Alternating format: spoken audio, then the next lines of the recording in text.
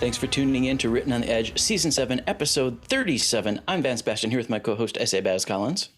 Jazz hands. Hi. And we're really glad you're here with us. On today's show, OE Tearman joins us to discuss their latest novel and some community activism stuff. Then Baz and I will share what's held our week. We're going to review The Women. Yeah, that's right, throwback to an old film. And then, say goodbye and all. So, on to our guest. OE Tearman's books include strong themes of diversity, representation, and found family, providing a surprisingly hopeful take on a dystopian future. They are a member of the Rocky Mountain Fiction Writers, the Colorado Resistance Writers, and the Queer Scifi group. Olivia, welcome to the show. Hey, folks. I'm Olivia Wiley. I'm one half of OE Tearman. My writing partner is off on a trip, so I'll be taking this one solo. So let's give a quick how you two came together to write, and then we'll go talk about the latest novel. Sure. This is almost 12 years ago. I had just recently moved to Denver. My life had been thrown for a loop because instead of graduating college and opening the herb shop I planned, I had fallen in love and moved to Denver. And I was bored out of my mind and lonesome, so I wanted to start an Irish speaking club. So I threw that up on Meetup, and the first person who showed up was this slightly timid person with big glasses who sat down beside me, and that was Nonir. And that was how we met. And we've been friends and collaborators ever since. Awesome. So let's introduce your series before we talk about book 6. Of course. So I write the Aces High, Jokers Wild series with Nonir Amicidia, who also goes by E.S. Argentum. And it is a future America owned by 7 corporations, but the team known as the Wildcards are fighting to bring democracy back. And they're going to take the corpse down one day at a time. That's awesome. So, Deuces Are Wild is book 6. Yep. How's the... There it is. There it is. Yay! So how's the team doing? Because I think we last heard about you in book 4. Yes. A lot of things have happened since book 4. Part of the purpose of this series, as we've talked about in earlier interviews, is that it starts from the darkest version of America we can imagine, barring nuclear war. Because nuclear war is lazy writing, in my opinion. It's just either you're dead or you're not. Done. That's that. That's fair. Yeah. So It's kind of my opinion of Game of Thrones, but go ahead. yeah. No, I hear you. Death porn. That's all it is. Point. I don't want to badmouth any other authors, but I have thoughts. Anyway. So the point is, you start at the darkest version. You say, fine, we're here. How do we get out? So we're up to book 6. And in book 5, you had all kinds of things go wrong. You had biological warfare, essentially. And you also had unions getting formed. Mm. And the unions are starting to get more and more power, but they're also turning to what's left of the original American Army, which is what the Democratic State Force, the unit, sidebar. The Democratic State Force, which the Wildcards have always been a part of, is what's left of the American Army. The folks who said, no, we serve the Constitution.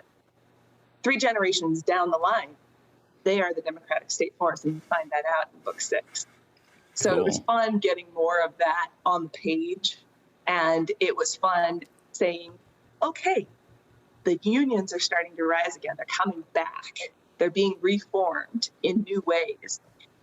But also the difficulties of forming any community. You have people who want to burn things down. You have people who are scared to death. You have people who want to do great things but don't know what they're doing. And so in book 6, the organizations work together to form these communities of teachers who will go around to all the unions in their neighborhoods, neighborhood being a loose term.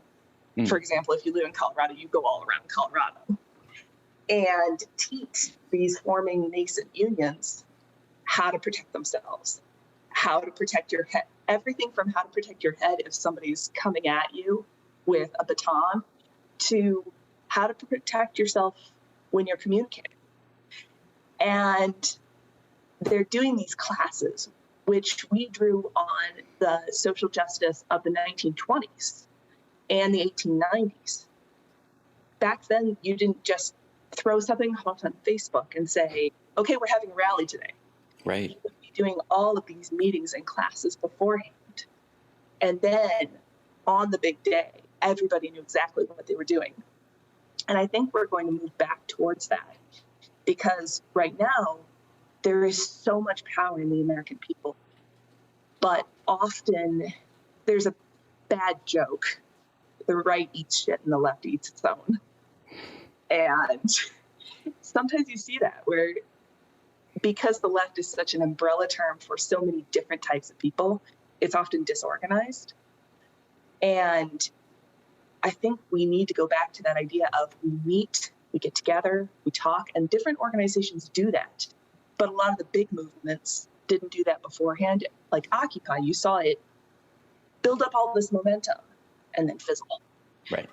So as we're writing book 6, we're going through, how did the really effective movements do this? Well, they gave classes beforehand. You didn't see anything until you saw everything, because they've been quietly working in the background. And that sounds like it will be a boring book, but imagine being the teacher up on stage going, oh crap, I have to teach all these people how to not die. And Well, one of our like, characters is... It's kind of like the effectiveness of the ACT UP movement. It's exactly what they did during the HIV/AIDS crisis. There were lots of meetings in the community to educate them, to get them on the same page. And so it's very much to your point of what you're saying.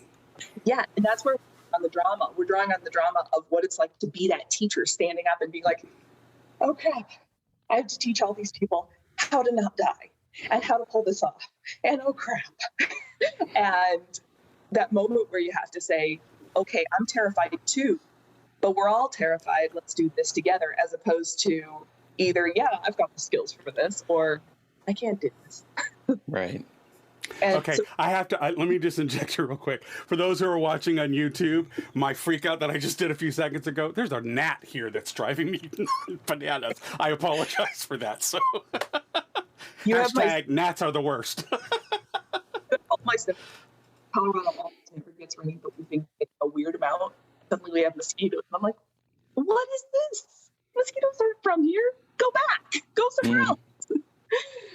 But yeah, I'm excited because in book 6, one of the characters she thinks she's been in the background. Everybody else thinks she's been the bedrock throughout the series. Liza, the personnel officer, steps up as a teacher. Nice. Or rather gets shoved to the stage. Well, fair. She says, like, the first half of the book going, I can't do this, I can't do this. And everybody's like, yes, you can.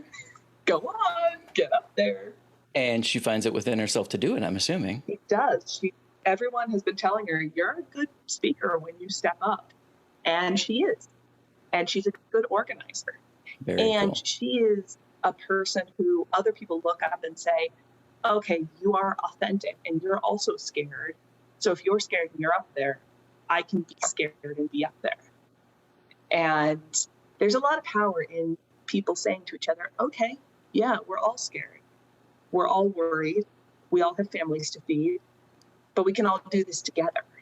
Mm-hmm. Right. And I think there's also, it's great fodder for storytelling when you have someone who may not recognize in themselves a strength that they have and the realization that they come to over that journey of stepping into those shoes, as you say. Yeah, exactly. And I've really enjoyed working on this series because that has been one of the central themes throughout. Book 1 started with a young man saying, I can't lead. I don't know how to do this. And he's brought out the strength in everyone in his team.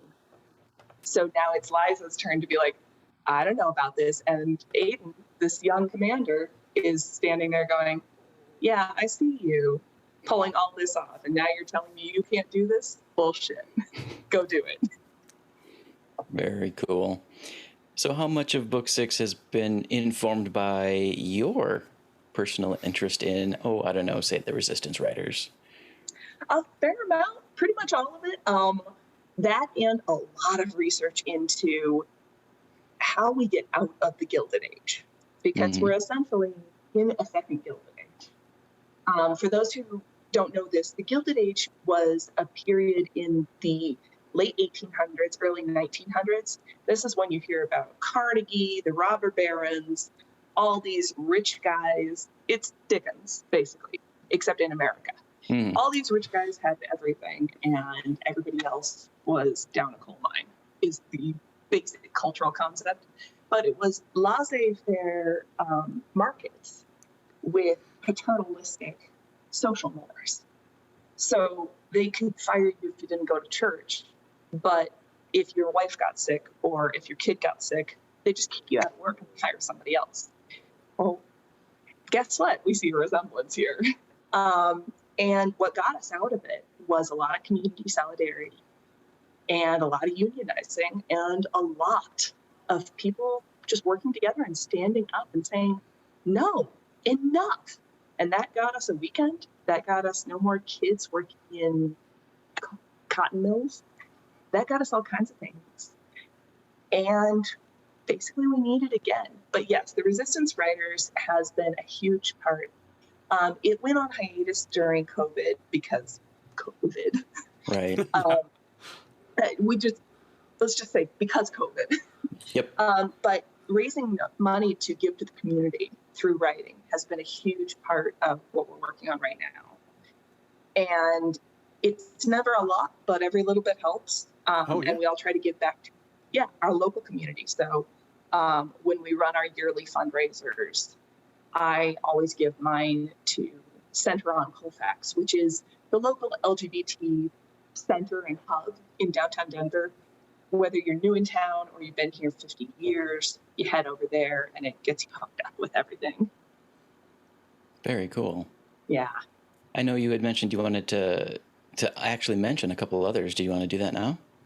Yeah. There's a great program here in town called the Grow House. So they do food for sale, and I love it. I found them during COVID because I was looking for ways to not leave the house and get food that was healthy. And the Grow House, for every box they sell to someone, they give a box to folks who need full of groceries. Cool. So now I'm not just doing something for my own convenience. I'm helping other people in my community. And that was amazing. And we're also, as COVID is winding down, not to say it's not still a danger, but it's starting to let up, the community gardens forces, one of them is called DIG here in Denver, is huge. And they are making healthy community gardens that not only feed people, but get people reconnected with what it's like to grow food, what it's like to be outside, what it's like to work together in an environment where you're not being told you have to work with this guy. You're choosing to work together to grow food. Right. And we need Not to more. mention it gets you away from these. And it gets you some good exercise. Yeah. And sunscreen, my comments. Hey, just community building is exercise for a lot of these people, you know. Yeah. And also, I'd like to shout out to Queen City Cooperative. They're trying to break our hellacious market for awful situations in housing. Because right now in Denver, they pretty much build luxury condos or big one family houses, and nothing much in between. And guess what that creates? A nightmare housing market. So Queen City Cooperative is trying to work to break all the zoning laws, sidebar, to rewrite all the zoning laws so that we can have multifamily housing. We can turn some of these beautiful old houses that really don't need to be a single family house because they were built for millionaires back in the 1800s into cooperative housing for a lot of different folks, to put in more granny flats and mother-in-law flats in people's backyards that can be well tended, to put in more tiny homes. We need all of those approaches. And we also need to take down some of the old malls that get like 3 people a day into them and turn those into houses.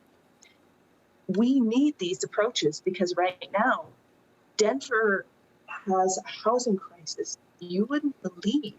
But your choices right now as a young person or a person without a lot of means is live in a crap place that doesn't provide most of your needs, or live 2 hours outside of town and commute. You can imagine what that's doing to our traffic.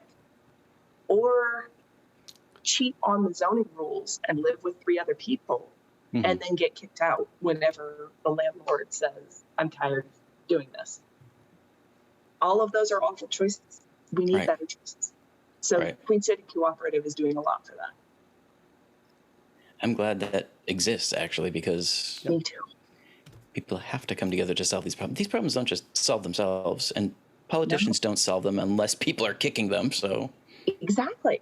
And we have to not just rally in the streets. We have to work every single day in small ways, in quiet ways as well. I might get in a little trouble for saying this, but I've been a little concerned that it is exciting to be out in the streets. It's exciting to be out protesting. But if you're not also working quietly every day, signing the boring petition, doing the work, donating $5 to this and $2 to that, then it's as bad as going to Burning Man, or it's the same as going to Burning Man. You went, you did an interesting thing, you left. Right. No, yeah, the sexy part is easy. Yeah, exactly. The sexy shit up, work on stuff is boring. Working on stuff is boring, and that's why so few people do it. It's like showing up to your local town council. We need people who actually care about the community showing up, and too many people have been disillusioned or have never experienced effective long-term democracy. They've only experienced broken democracy that is disenfranchised.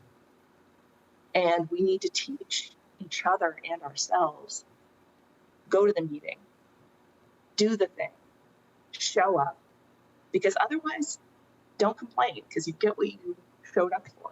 Right. If you didn't show up for anything, well, and so that's my little rant. No, it's fine. And you know, part of the beauty of the old way of doing things, where you were talking about it, when people get together and meet and do educations and stuff, they came up with solutions they could present to politicians. Exactly. Flash mobs aren't a solution. No. And so right. And so politicians don't have any place to start by looking at things. They just see a mob coming at them. Exactly. And then they just react, reactively with guns and attack dogs. Right. And this is why when I wrote Deuces Are Wild, the main focus is on those difficult community meetings and that building and that slow and steady progress. Right now we're working on writing book 7, and we have alternating chapters where there's one team whose job is to go out and pull the pranks and do the big loud stuff and do the fun stuff. Mm-hmm. And they're good at it. And then there's the team whose job is to sit down with the unions and do the democracy and do the quiet work and do the, okay, how are we, somebody brought a cow to this farm. We don't have a place for a cow. Where are we putting a cow? Are we just having burgers today? Kind of meetings. Right. And we need both.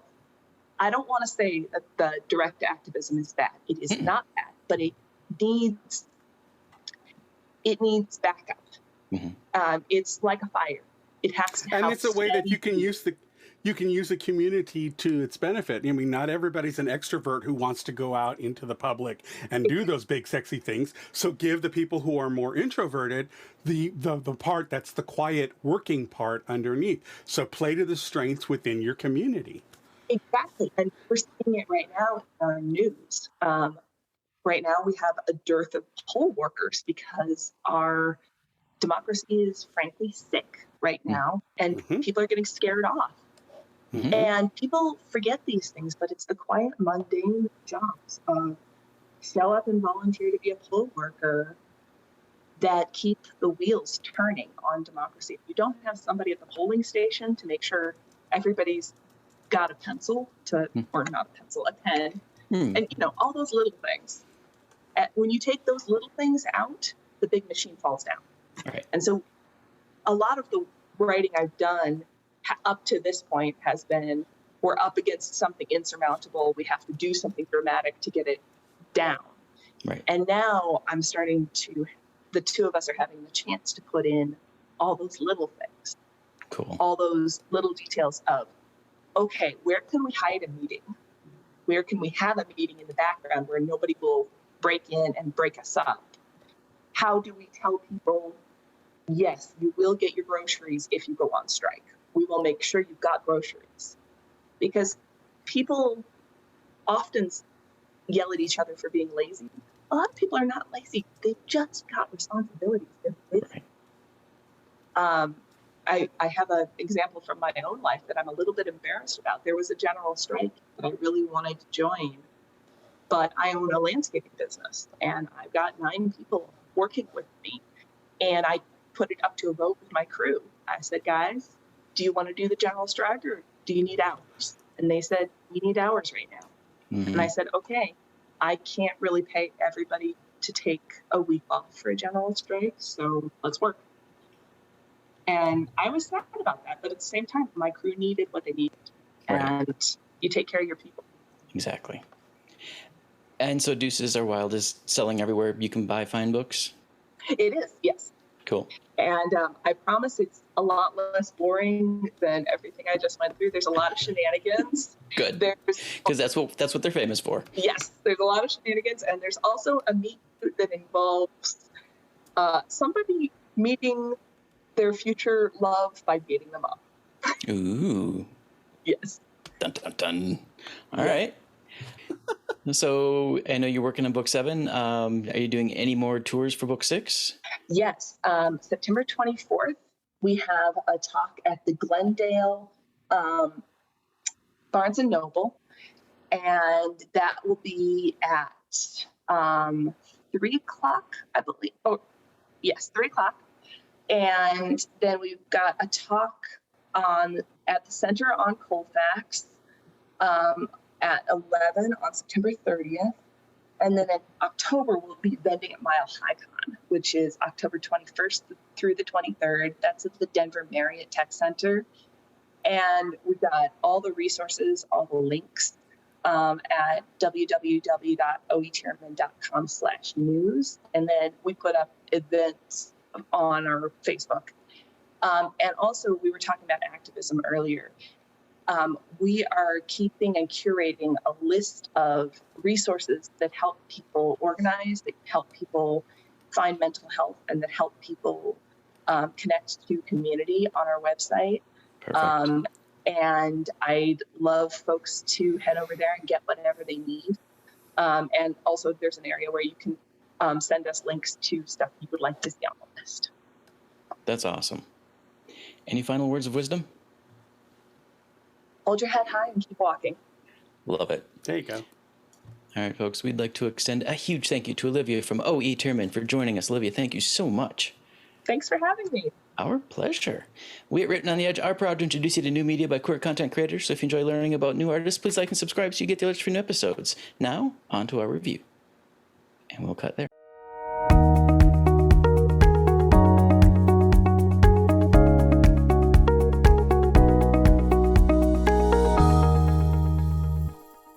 Hey everybody, welcome back. So we're going to set the stage for this review in a little bit of a different way.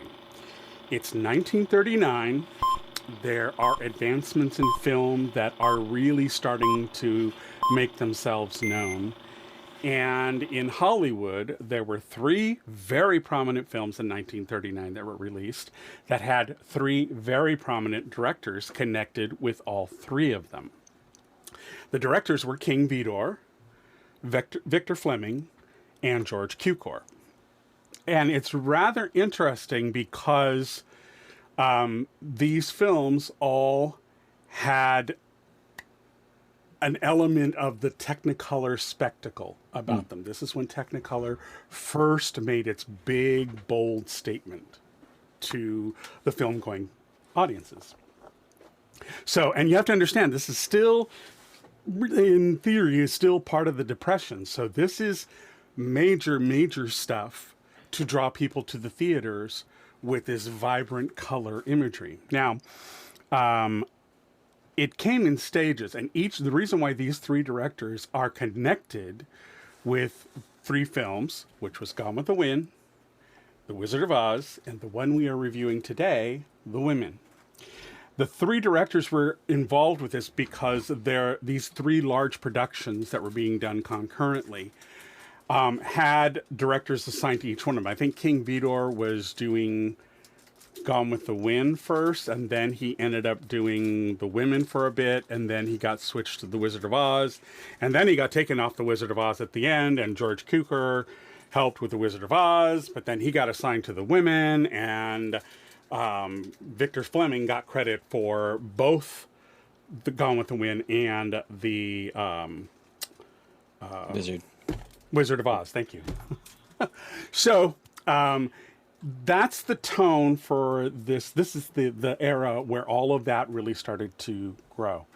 The reason why we're doing The Women, and it's not obvious how this has a queer connection, but it has a queer connection in that many gay men, even prior to my own generation, actually cite this as the first queer icon film. A lot of older gays beyond my half-century age often cited and would quote this movie ad nauseum. So The Women has a very big prominence in queer history, in that a lot of gay men found the quippish one-lines that fly back and forth between these women to be very, very appealing. So, with that in mind, we are going to review The Women. I wanted to give a synopsis, or at least a little rundown of what the film's about, but the one that they give for IMDb is really, really, like, thin. So I'm going to go with the one that I have, which is the write-up on the back side of the DVD that I own of it.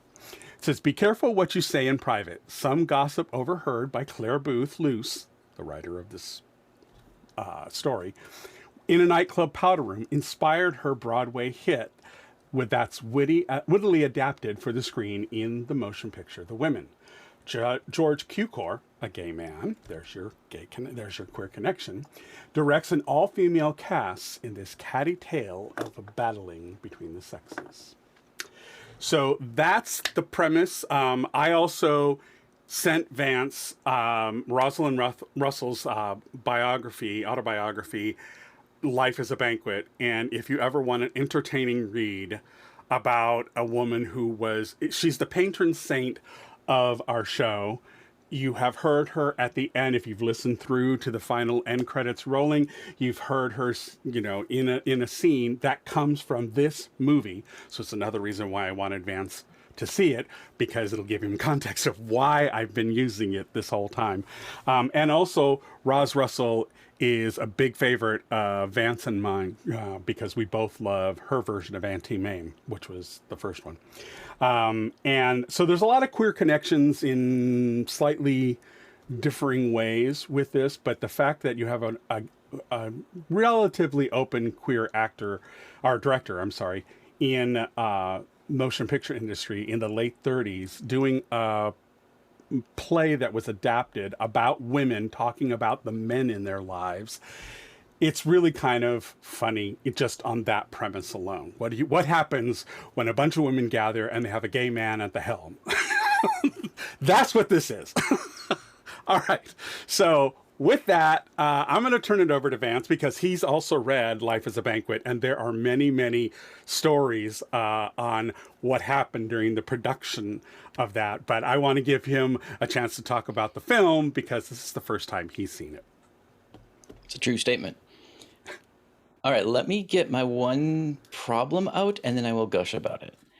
This, as I was watching it, I, having worked for a historical society, saw the huge battle that's happening right now with the people who are recording and telling our histories. Because do you record and share it as it was, or do you modernize it for the very sensitive and woke audiences of today? And I say that because if you distill it down, the central story of this movie, or the central message of this movie, is that a woman is not whole unless she has a man. Yeah. And that's problematic to today's Also, audiences. the racist elements that are in there too, that are There are threaded some every now and very, very racist elements in there. So that is my only negative about this film, is that core message to today's audiences is not a good one. You got to take it with the frame of reference of when it was made. Right. Now, And if you forgive that, in the 1930s, a woman who had a husband plus means of her own actually had some status in society, and that comes out in this film. But you gotta, yes, you have to look at it through the lens of history, not the lens of today. right? That said, it is a groundbreaking film in that the only visible cast members, or only credited cast members, are women. Yes, entirely. And the writers who adapted Claire Luce's play. The three writers are women. Yes, the three writers of this story, the two that adapted the play into a screenplay, were women, and then you had Claire Booth Luce, who wrote the actual Broadway play. So, again, that's what I loved about this film, is that you have a gay man who was known in the industry for being gay and having these big gay parties. You know, he was quite the mover and shaker in that era. And then you have all these women talking about their men. It's just one hell of a kiki. It was like one of the original kikis out there in movie land. So, so go ahead, Gus. Tell me what you loved about it.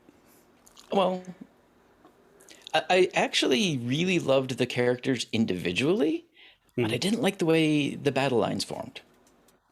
Well, it's funny. I actually saw there's a viral set of videos going around on YouTube that have Bill Burr talking about how feminist women failed the WNBA, and and a lot of feminists are commenting saying, he's got a point, and I think that's one of the things I love about this film, is that it really kind of depicts how different men and women are. Even though you never see the men, you see that women really have an inherent distrust of one another within their own sex.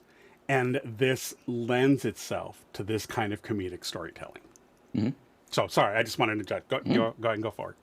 The other question mark is the use of Technicolor was for a modeling event. Yes. And it's funny because the original one one, little scene. Yeah. The original one, when you got it on DVD back in like the 90s when they first released them on DVD, you didn't have the outer black and white kind of curtain images and stuff, because the most of the movie is in black and white. Mm-hmm. There's only one sequence that is done in color, and it's the fashion show that all the women go to. And that segment is also the tie with Gone with the Wind and with Wizard of Oz, in that they had the elements of bringing Technicolor. So all three of these films came out the same year. You can imagine what that must have been like to have color, for the first time in film. It had to be truly mesmerizing, especially the rich colors they had back then. Right. I think, one of the things I love the most about the film, it comes at the very beginning with the credits, how they use different animals to give you a clue of what the personalities were like in the story.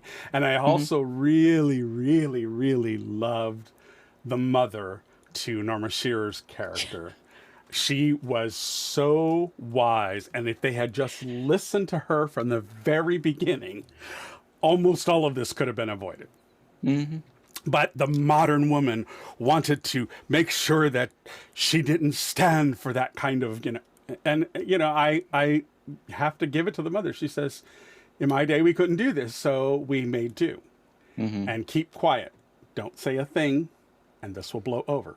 And then she reveals that her own father, Norma Shearer's father, she finds out her father actually had an affair and her mother knew about it. And so it's something that comes out in the film, the parallels and how the mother speaks from real experience. And Norma Shearer's character decides she wants to be a modern woman who won't stand for this kind of stuff. And the feminist in her is, starting to blossom. And in a way, it kind of starts the whole train wreck in motion, So, I also liked the other story that I wanted to put in here. Rosalind Russell was in the film. She originally it had Norma Shearer and Joan Crawford as the headliners of this movie. Rosalind was brought in as the third part of Sylvia Fowler, and she has. I mean, it's pre-Auntie Mame before, and I mean, just you see her and you go, oh my God, she distilled Auntie Mame from this character, and it's really, really amazing to see Auntie Mame's forebear in Rosalind Russell doing this character. But the interesting story about it is that she wanted to have higher billing on par with Norma Shearer and Joan Crawford because she was just as popular an actress at that time.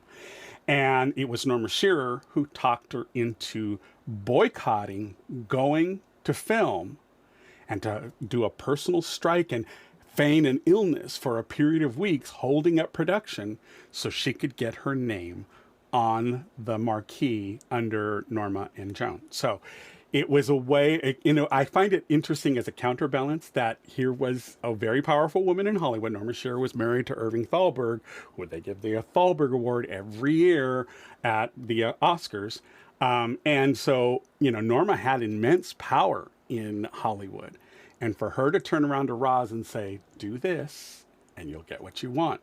It's the counterbalance to the cattiness of these women going at each other. I thought it was very, very interesting to have that counterpoint in real life, helping another woman achieve a goal, but yet doing it from afar and saying, just do this and it'll all be fine, so. Just like the mother character.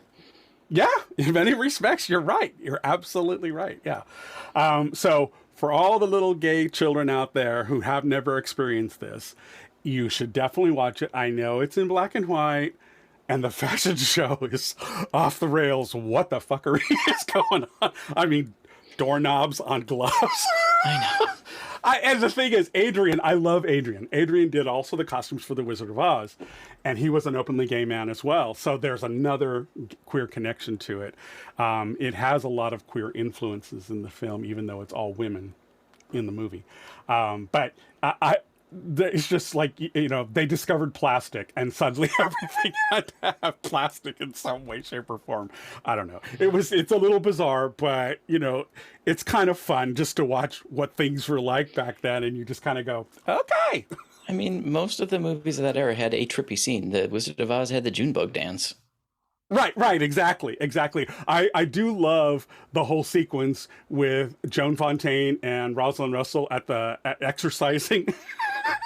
No more this got me down. It's got great one-liners throughout the whole movie. Mm-hmm. Break out a notepad because you got some killers in this movie. Chin up, dear. Yes, both of them. That was so bad. Anyways, okay, get to your ratings. What did you think? Production quality. For the era, I gave it a 5. They were in the forefront of using color, but they also knew how to use black and white really well to tell their story. Yes, it's beautiful. So definitely a 5. Script screenplay, I only give it a 4 because sometimes the one-liners got a bit like you were just waiting for them, and I actually kind of wanted some more in-depth dialogue in a couple places. And you do get it from time to time. There is a balance to it. There is, but I felt it was a little too quippy. Sound lighting score, gave it a 4. Everything worked beautifully there. Art direction, costuming, also because you're right. While beautiful, doorknobs? Come on. Again, like I said, the little trippy scenes in the movie were just like, I know they were common for the era, but come on. Casting 5. This, you will never find a more powerful cast. Directing, also a 5. The director knew how to work with this cast, and he knew how to tell this story. Queer themes presented. one. There weren't any. It wasn't about that. It really wasn't. Yeah. I mean, like Baz said, all of the queer connections are in the in the crew. Excuse me, in the production crew, not on the cast, and certainly not on the screen. And I even thought at one point, briefly, there was a character who could have been a lesbian, but nope, she had a big strapping red-haired man putting babies in her. So, nope, I have to give it a 1 for that one. But my personal overall is a 4.5. Excellent. Okay, so mine are pretty much 5s across the board because this is one of my all-time favorite films. And I have to give a shout out to Crystal Bandry, who I went to high school with, and she was the one who introduced me to both The Women and Team Mame. So I owe my complete devotion to Rosalind Russell and all things Roz to her, because in my high school years, that's when I got introduced to these two movies. I do want to share a small story that my mother told me when I was watching this movie with her on the very first time I saw it with her. We were watching the movie. My mom, you have to understand, my mom led a very sheltered life. So she went to Catholic school. She really didn't have much of an external life. She didn't have a lot of friends or anything. So she read a lot of photoplay magazines and all the big, glamour magazines and stuff. So she knew all these like little stories about the starlets and stuff. And there's evidently a really juicy story about Paulette Goddard, who plays Miriam Aarons towards the end of the film.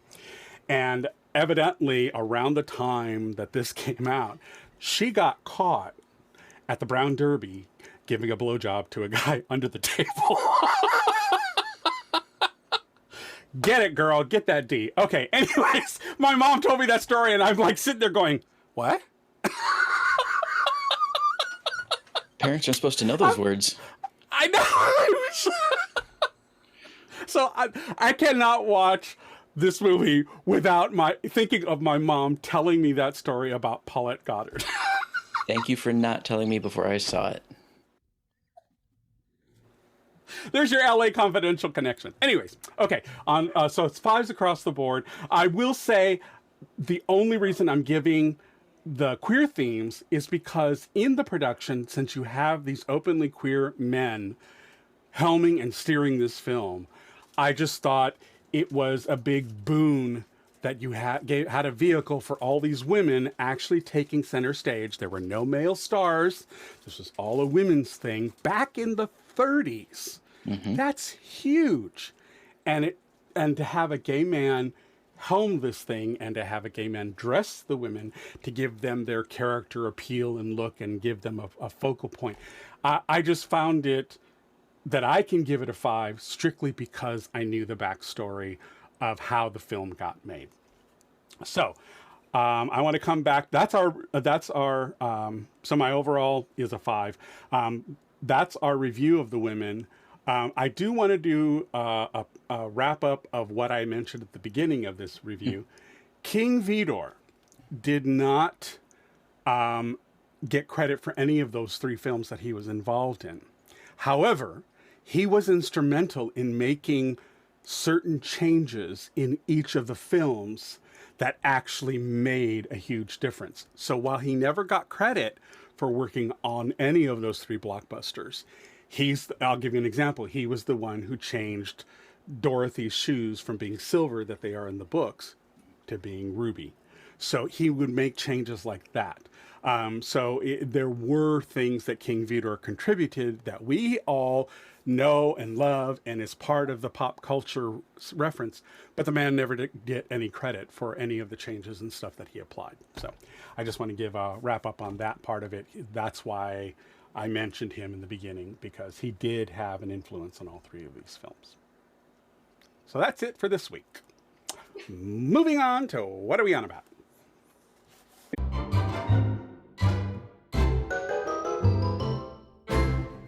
What are you on about? The Queen died. And I wasn't a huge fan of her politics. But in talking with some of my British friends who also were not fans of her politics while she was alive, they all suddenly realized that a piece of their national identity is gone. Right. Like she had been a figurehead in the nation. She devoted her life to her country and her people. And so in talking with, And in talking with my Brit friends, even the ones who didn't necessarily agree with her politically, they're all just kind of reeling right now. And so my heart goes out to them. Yeah. There's something to, the only thing that I will say about this whole thing with the Queen passing away is I'm listening to a lot of these Brits going on, oh, she defined the modern monarchy. And I'm like, Denmark much? Right. They were doing it before. They had a constitutional monarchy before that. Denmark much? The royal family in Denmark all have regular jobs. I mean, Japan has an emperor. I know, but my point is they were trying to play it out that the Brits had invented all of this modern constitutional monarchy. And I'm like, having been to Denmark and my husband being part Danish, I'm like, no. So that's one thing I would like to clear up is that, for all the things they say about the Queen, and, she has many, many virtues about it. She gave her life to her country and she was steadfast. She never took a day off in that way. Even when she was vacationing, she still did her duties. And I thought, this is kind of a really, I'm regretting saying this, but I'm going to say it anyways, because I think it'll bear me out in the future. I think the next season of The Crown will be one of the highest rated seasons of that series. Probably. I'm just saying. Probably. Yeah. Okay. So that's what you're on about this week?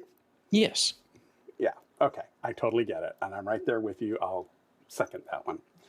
So what am I on about this week? Okay. So evidently there is in the public media sphere the ongoing drama about a movie called Don't Worry, Darling. And it's directed by Olivia Wilde. And she is the girlfriend of Harry Styles. And there has been so much drama behind the scenes of the making of this movie. It's almost like, okay, somebody needs to make the movie of making this movie because this shit is getting unreal. It got to the point where at the premiere, when they went to, I'm not sure if it was Venice or Cannes, one of the film festivals. The Chris Pine thing? Yeah, they were all sitting in there, and then Harry Styles gets up, and somehow it got out that he spit on Chris Pine. It never happened. It was not a thing. It was something that just caught fire. But I do want to say I give Harry Styles credit because he joked because he had a concert in New York right after that. And he said, it's wonderful to be back in New York. I just popped by very quickly in Venice to spit on Chris Pine. 2 points, Harry. Yep. Taking lemons and making lemonade. You go there, boy. All right. So the next thing I'm on about that, and actually, maybe I should save this one.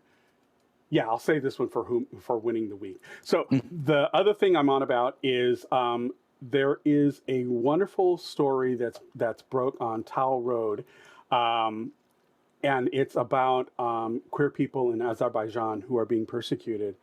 And there's a story of one of them, Sharaf Nagayeva, and she is a queer person who had to flee, and she's telling her story. She's now living in Tbilisi in Georgia, and shout out to my Georgians. I love the Georgian people. I had the chance to work with them back in my youth, and I was thoroughly enthralled with that community. So, I really like the fact that she found some solace in living in Tbilisi, Georgia, and she now has a job, and it's hard for her because she doesn't speak Georgian, so there was a lot of things that had to happen and come into place. But there's a great article on Tal Road about her journey, so check that out. And then let's go on to who won the week. Who won the week for you? I know I have 3. Okay. First, the women in Afghanistan who are standing up to the Taliban because they want secondary education. Holy crap, are they brave. Second, the Queen for some of the good things she did, like the Commonwealth concept. I mean, citizens in the Commonwealth can go to college in any other country in the Commonwealth. Awesome. Third, Marvin New. Book Behind My Head. We just wrapped book 1 audiobook production. Yay! It is now going to ACX for quality check, and then it should be out in the world. And I hope I didn't bust his thunder by announcing it before he did. Well, we Sorry, got a week. You just text him after we record this and say, dude, you got to get the message out now. Yeah, right? Because the cat's out. I can only hold it back for a week. Mm-hmm. How about you? All right. So I have an honorable mention for two things. So like you, I have three. And I'll get to the winner in a moment. And it has a queer connection. So I want to give a big shout out to the Ukrainian people and the Ukrainian military for pulling off one of the biggest wins over the last week. They have secured over 1,000 square kilometers of Russian-held territory in the northeastern part of Ukraine. There are wonderful videos They broke showing the supply line. Yeah, and there are wonderful videos in these little villages of the babushkas coming out and embracing and giving them kisses and being so happy to see their soldiers. And I found it really, really a big parallel that I think people here in America need to take to heart. And I know that by and large, Americans are supporting Ukraine. I get that. But I think what they need to do is they need to take a step back and realize how much Ukraine parallels our own story. They are a small nation fighting against a much bigger army, and they are fighting for their freedom from tyranny. Sound familiar? It's exactly what happened to us back in the Revolutionary War. Mm-hmm. And they needed to have the help of foreign entities who would help them get through that. That also happened. We had the French and the Spanish who helped us out against the British. Yep. So it really is a history lesson in history repeating itself. And I think that I want to thank the Ukrainian people and the Ukrainian military and the Ukrainian administration under the ever-popular Zelensky for reminding Americans why we value what we value and that the power of the vote and the power of our democracy must endure. So they're an honorable mention.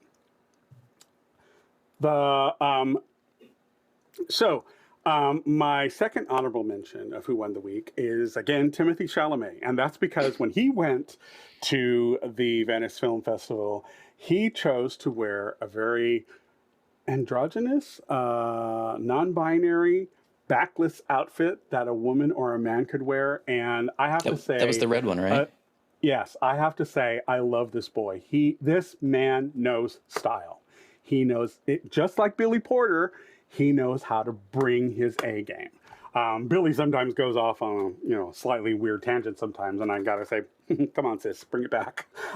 But Timothy really knows how to push the buttons, how to do it quietly. Again, he's not on social media promulgating his stuff.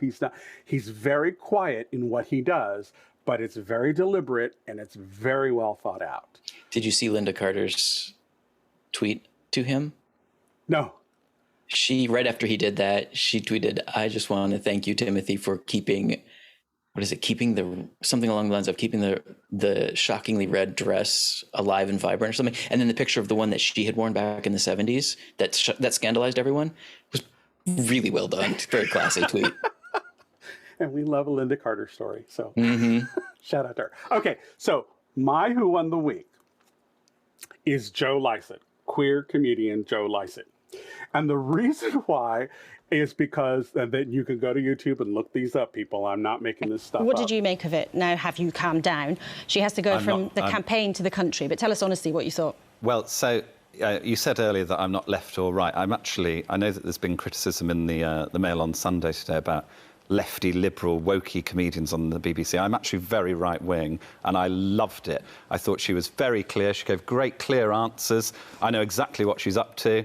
And I think she's... most people watching at home who are worried about their bills are going to feel... There's a serious point, Joe. Forgive me. There's a serious point. I'm not being sarcastic. She said that there was a big package of help coming this week for people to help pay their bills. She was very clear what she said. And I think you know exactly what's going to happen. I think you're reassured. I'm reassured. Are you reassured? Well, Emily Thornberry, you're smirking. As Liz said there, she said it would be wrong to predict the future, even though loads of people have predicted that we're going to have real issues with paying our energy bills.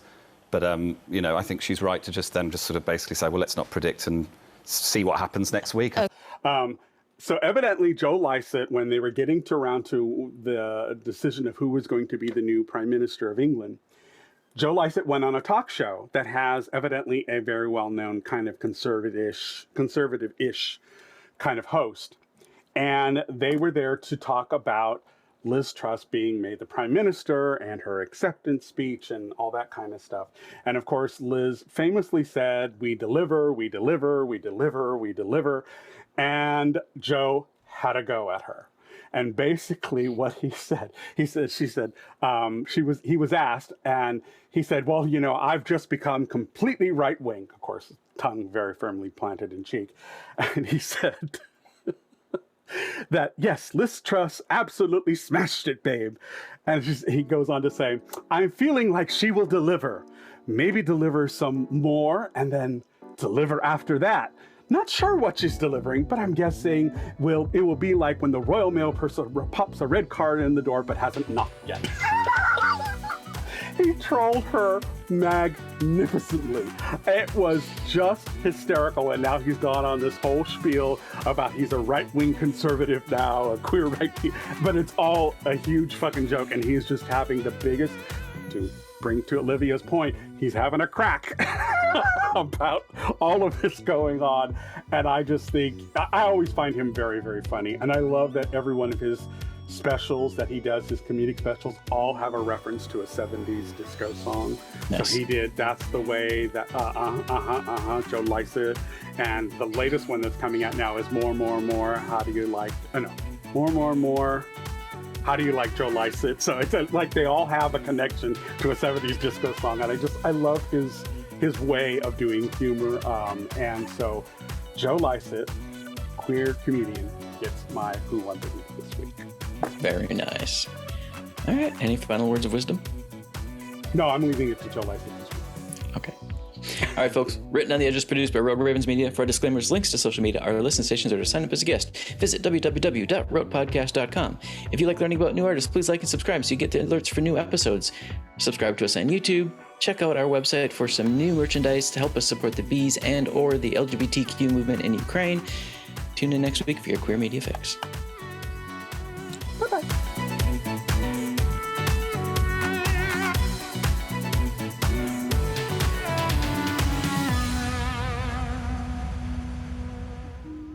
Oh, what's that? Closing time. Bum's Rush and Melody, dear.